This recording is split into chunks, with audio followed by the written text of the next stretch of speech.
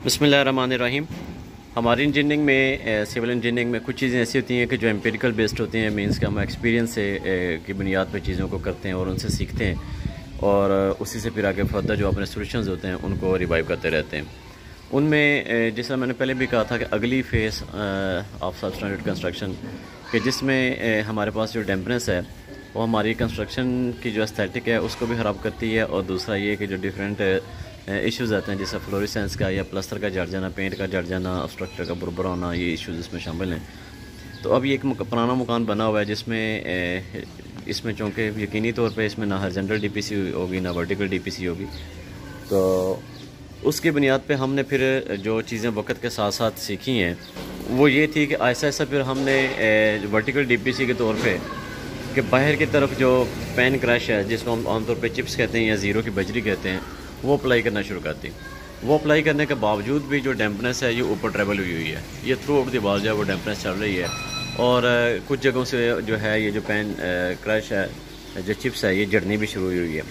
उसी के साथ एक जो चीज़ फर्दर ये है प्रैक्टिस के तौर पे कि एक और साथ मकान बना हुआ है, इसको बने हुए भी शायद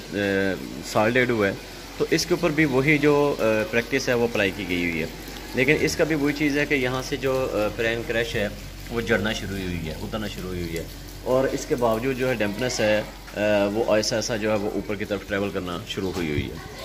तो अगर इसके बाद कंस्ट्रक्शन कंपैरिजन कास्ट की बात की जाए तो अगर इसका प्रॉपर हॉरिजॉन्टल जो वर्टिकल डीपीसी का ट्रीटमेंट था वो किया जाता तो उसकी भी कास्ट इतनी आनी थी, बल्कि शायद इससे कम होती। और